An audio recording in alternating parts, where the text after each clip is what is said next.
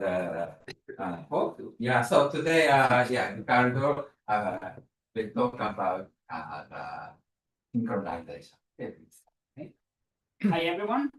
So I will start with an experiment, hoping it works. I have a plan B if it doesn't. So these are two metronomes, almost identical.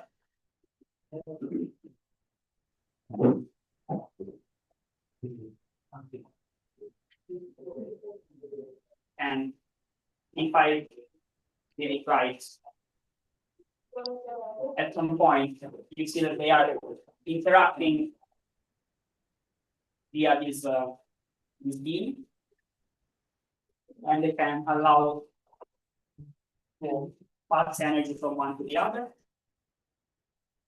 It may be working. Yes. Okay, so yeah, they are synchronized. So you see, they started to synchronize. They are not exactly the same. They have a slightly different frequency, but they synchronized. Okay, so that was my main worry of today's talk. It is done. Okay, so an analogous phenomenon is observed in many natural systems. And so this was first described by Dutch mathematician Huygens in 1665. He was studying pendulum clocks, and my plan B was to describe the experiment if this didn't work.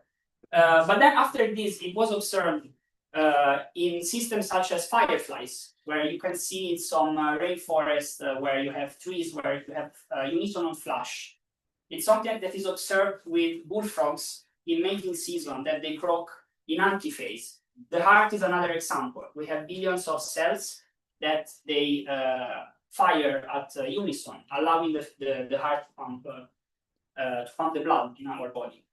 So this was observed, but it was not understood how it was possible to have a system of heterogeneous oscillators that would synchronize. And so today I will tell you a bit the story of how we got from the first description of this phenomenon to the actual solution by Kuramoto, who won the Boltzmann medal last year exactly for this work.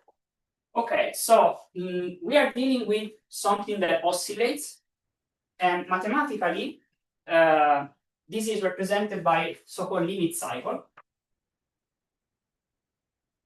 which is a close attractive trajectory.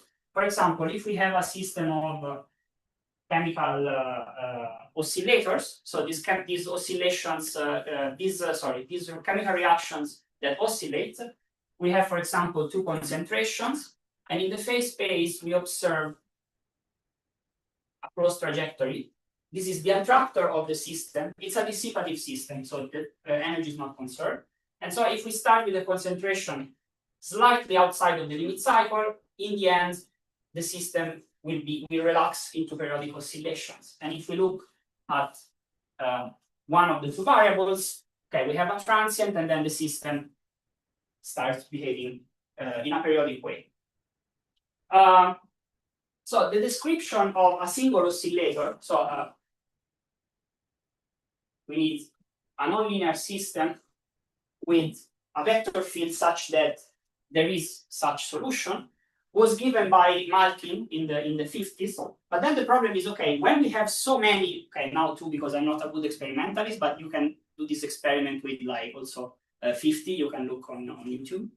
The question was, how is it possible that all together they are able to synchronize? This was an open question.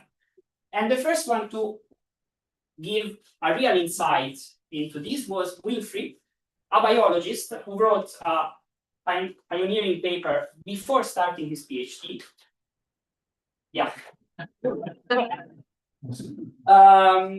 Where he had the right intuition. Oh, I forgot to start the time. Sorry. Okay. Okay. So sorry. Yeah. So he had the idea and said, okay, let's say that we have two of these objects that are interacting. Okay. Forgive me for the drawing. These are supposed to be similar, but not exactly the same. Okay, so we have x1, and then we have x2. So if we want to study the synchronization, we can just focus on one variable, the phase. We don't need to consider such a complicated system. So we can say, okay, if the interaction between the two systems is very small, as it is in this case, if the state of the system is here and the perturbation is small, the amplitude will remain more or less in a neighborhood of the limit cycle. So we can just focus on the phase and the same the interaction of system 1 to system 2. So for system 1, and actually if we consider a system of n of these self-sustained oscillators, so we say, okay, we have a phase variable instead of a highly dimensional state variable. We can make it even simpler. Instead of considering this straight trajectory, maybe the system can be very fast and then slow. We just map it into a system with constant frequency. So we impose that each oscillator has its own intrinsic frequency, and we can do it by, so if here by mapping from the nonlinear system to the linear system by choosing appropriately, okay, the angle. So if here it goes very fast, we take larger portions, very slow, we take smaller portions. And so this was already a great intuition by Winfree. The key intuition that allowed then Kuramoto to solve the program was to say, okay, what happens between these two? How can we model it? So he used this so-called phase sensitivity function that was studied by Malkin mathematically for the description of one oscillator, which basically is the function that tells us, so it's a periodic function.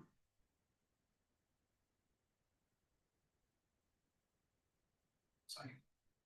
It's a periodic function that tells us what happens to the phase when the oscillator is perturbed.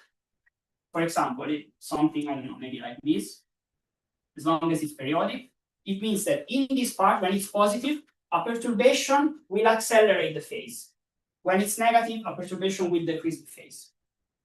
And Winfree understood that it was the interaction between the state variable of each of all the other oscillators together with this phase sensitivity function that would lead eventually the system to synchronize. And also, he found experimentally, so this he integrated numerically, he found that synchronization happened as a phase transition. So there is a coupling strength between the oscillator, and when this coupling is weak, this part has no effect. And then at some point, there is a critical value of the coupling such that there is a transition. But he could not prove it because this model is too difficult to solve. First of all, this is a highly dimensional variable, and we don't have an expression for this. This is not analytical. So he left this problem unsolved, but with very good, with a very good intuition. And in Kyushu, Kuramoto-san was studying something a bit similar. He was studying the emergence of oscillations in chemical media. And what they were finding, not only Kuramoto, there were also Fujisaka, Yamada, and other researchers, they found that oscillations in chemical media emerged as a Hopf-Andronov of bifurcation. So basically, in your phase space, you start with a fixed point. So your system that I erased, there is a given parameter. And then in this parameter, we go from a stable fixed point, so it means that the trajectories will then be attracted to this point. So the bifurcation point in which this point becomes unstable, so it becomes repulsive, and a limit cycle appears. And this limit cycle is very nice because it has perfect symmetry. And it's described by the so-called Stewart-Landau equation.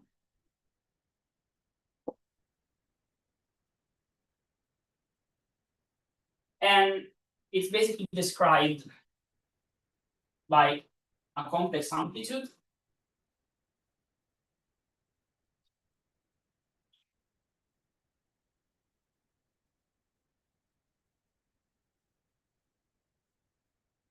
This is the Stewart-Landau equation.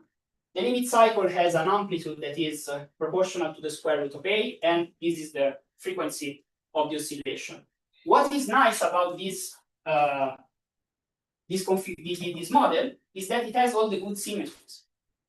So even when linearized, it's autonomous. It means that no matter where you are, the system behaves the same. While in this, you cannot say this about this limit cycle, because depending on where you are, the trajectories behave a bit different.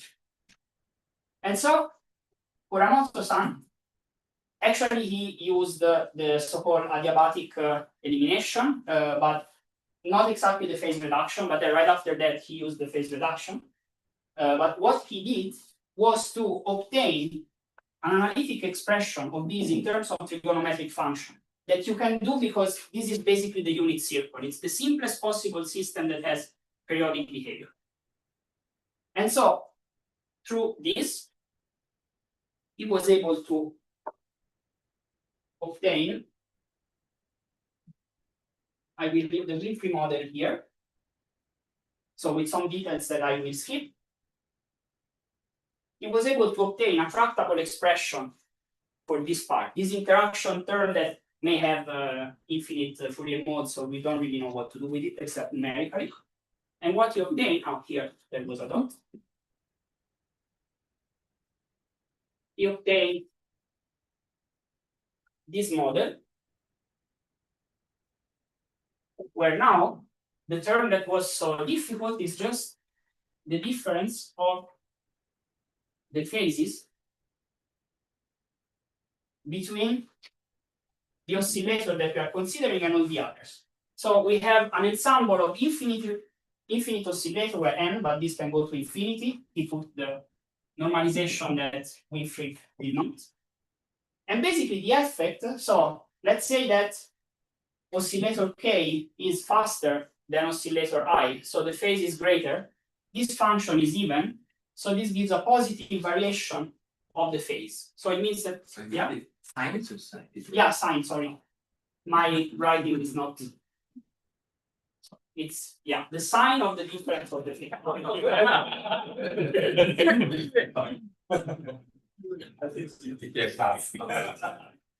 Yeah. While if oscillator J is faster, this variation is negative, so it means that it slows down. This model is the simplest possible version that gives us the transition to synchronization. And we can see the transition to synchronization by looking at the order parameter that now is called the Kuramoto order parameter. I can also erase Winfree model. So basically, imagine, so this is a phase 0, pi to pi, and you have all your oscillators and oscillators that are moving. So this, like the whole system, will have some kind of collective phase, the center of mass of your oscillator. And this can be seen, can be is expressed. So you have the radius of this, the center of mass, the global phase, and this is just the sum of all your phases.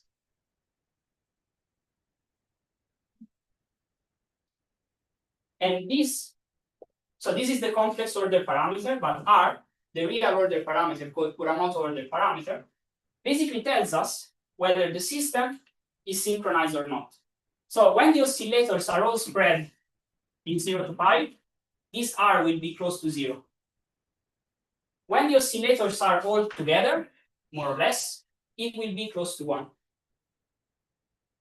Then Kuramoto-san found what Winfree had found numerically, so that basically these are the order parameter from 0 to 1.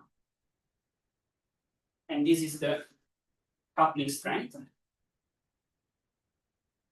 The system would be close to incoherence. So it means that the oscillators would not feel, even increasing the coupling strength, they would not feel each other's influence. And then at some point, for a critical value, a second order phase transition would emerge. So not as noisy, much noisier. It gets the fluctuation scale like 1 over n. So with very large n, it's almost like this. So he found this numerically. And then what was interesting is that by assuming that the frequencies would be distributed with a Gaussian, so a unimodal distributions with infinite tails, Kuramoto could analytically prove that this branch emerged and that it was stable. So this was really the first time that something analytical could be done to study the transition to synchronization. Now, this part is much worse because it was impossible to prove that this is stable and this becomes unstable. It was this conjecture, Kuramoto had the right intuition, saying that this is stable and then it becomes unstable, was actually solved by Chiba in Tohoku 10 years ago. And so thanks to this model, we are able to understand what happens in any system that has a periodic behavior. So the nice thing about this is that it's universal, because you know that if you have a periodic system, no matter how complicated, you can reduce it to something that somehow behaves like this and approximates very well the transition to synchronization. So then this was 1975. After that, there is a lot of research that has been done.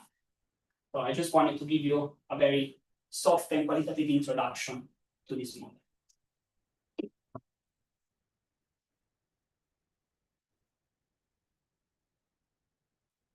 Very much. That's very nice talk. I think everybody's an expert. You can. So maybe I think I will accept the questions from anybody. So yes. So is there any common phenomena of synchronization? Yes. Yeah. So actually, the only system that behaves exactly as a Kuramoto model with global coupling, so that everyone interacts with everyone, is an array of those Josephson junctions. So I know it very, very qualitatively, but apparently these Cooper pairs that allow in the semiconductor, they behave like Kuramoto oscillator. Oh, thanks. How about the laser bits? Yes, also in laser. Yeah. So I have a question about K. Mhm. So in this case, K does not depend on I or J. So is it the result, or do you use any assumption? It's a global coupling, so it means that yeah, you're right. This is independent of the oscillator. So it means that if you have let's say 5 oscillators, that everyone interacts with everyone with the same strength. This is a very, very naive assumption. But as soon as you complicate it a bit, you cannot do anything analytical anymore. Very question, because you're saying the order parameter. I just wonder which kind of fields and which kind of symmetries will have. I mean, is it kind of a lambda fish and no, right? So it's definitely kind of topological thing. I don't know enough about that. Very nice. But so this transition can change depending on the system. So if, for example, we have the 3-body interactions, that is the thing I studied, this becomes, there is an unstable branch and then a stable branch, so the transition becomes first order. That's not my favorite. So the K is kind of global coupling, and also it's a symmetry. So if we consider as a symmetry, like the different, things will have different. Yeah, non-reciprocal coupling. Yeah, So will the conclusion change after the phase diagram or? in some ways. Okay. Yeah. If you have non-reciprocal interactions, you have much difficult setting. So I have two questions. One is the result does not depend on the distribution of the omega j, Depends on no, as long as it's a Gaussian. but not maybe white noise or. If it's uniform, for example, I think also with Lorentzian it works. If it's uniform distribution, the transition becomes first order, but then you cannot prove anything. And also there's some relation between this model to random matrix model. Sorry, there are relations with the XY model. I don't know about that one. Looks like eigenvalue of the random matrix. Okay. Thanks. Nice question. So at the start, you had these limit cycles, and you said I think that they can be different. And then obviously we simplified things, and Yeah. now everything's like the same, symmetric. They're still different. I see, but the shape of the limit cycle is the same.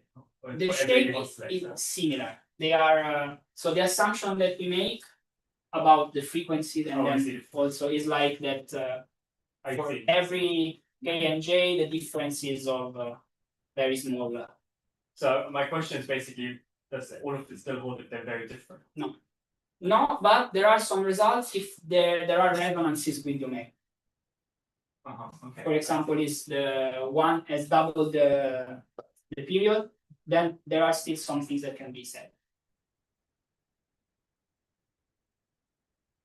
So, if I understand correctly, you have several parts of the system which have different periodicity, and then the end of the system converges to something that is periodic again. But can we calculate the frequency, the final frequency out of the frequencies of the parts of the system? Can you repeat, please? So, say in the example with the metronomes, what is the frequency stabilized? The log state. Yes, it's the mean. It's the mean. It's the mean. Yeah, and then you can actually to solve it, you have to transform in the comoving frame of the mean. So actually, you have zero frequency, like your steady state is with zero frequency, because you are moving with the system. Well, it changed. It's not exactly periodic, and you're saying that in the end it's going to be. It's periodic in the end. But you said the frequency is zero. Huh? What does it mean that the frequency is zero? You have so R is never exactly never exactly one, but it's stationary with the time that goes to infinity. And so you have basically, depending on how wide is your distribution, so you have a block of oscillators that are phase locked. Yeah. And then you have some drifters that go too slow or too fast. I see. And what Kuramoto-san shows is that they cancel out. So basically you stay with the block that is phase locked, and this moves at a constant frequency that is given by the mean. And if you transform in the comoving frame, you are with zero frequency. But what happens if there are two peaks? The distribution has two different peaks. I don't know. It depends on of the coupling strength. Sometimes there are cases of cluster synchronization. So you can have two clusters, but yeah, I don't know what is the relation with how wide the two peaks are. Are people still interested in the stochastic Kuramoto Yes, model? very much. I'm not, but Because I think I asked Chiba-san, what about the stochastic Kuramoto model, and he said, but there is no phase transition, so I understood that it was somehow not so interesting. That's but not- I'm not so sure. completely true. There are phase transitions, but I don't know if they can be treated analytically. Okay. So maybe what Chiba-san was saying is that there is no tractable problem, because like Chiba-san studied the simplest possible problem and it took so long to solve.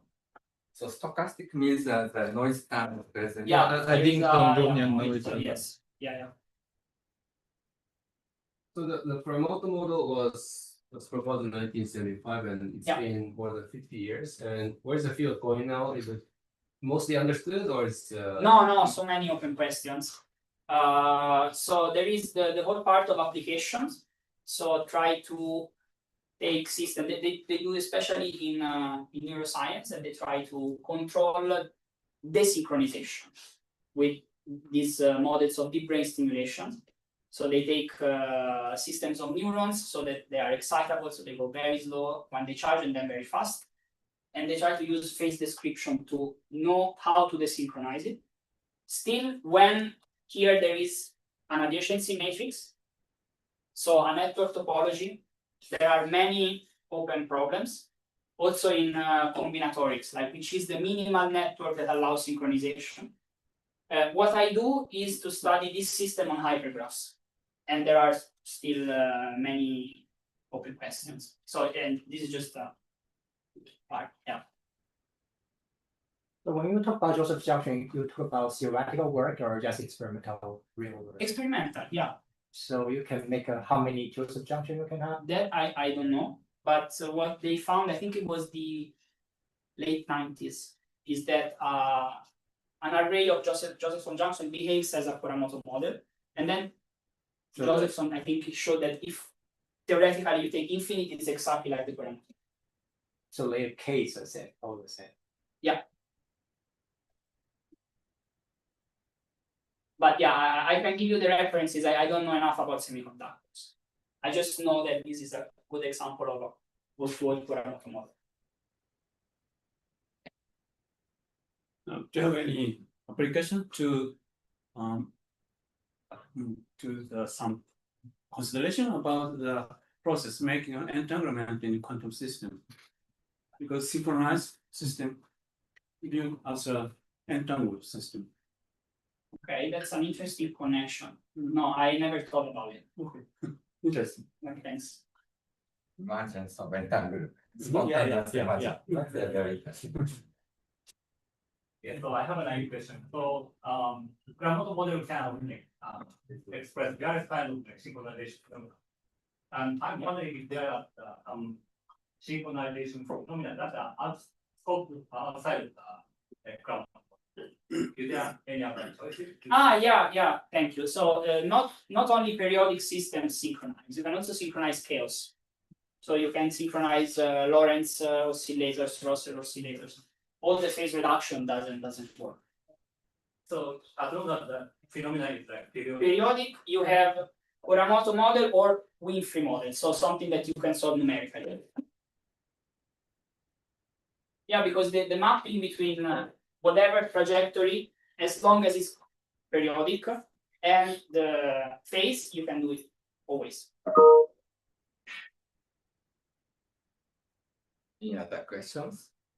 Yes. Can you explain what you mean by synchronizing chaos? Yeah, so basically you have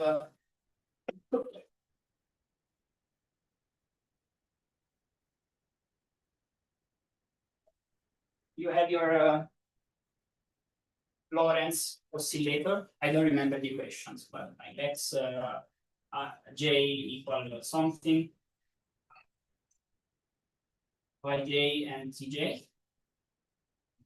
And then here, F, G, H.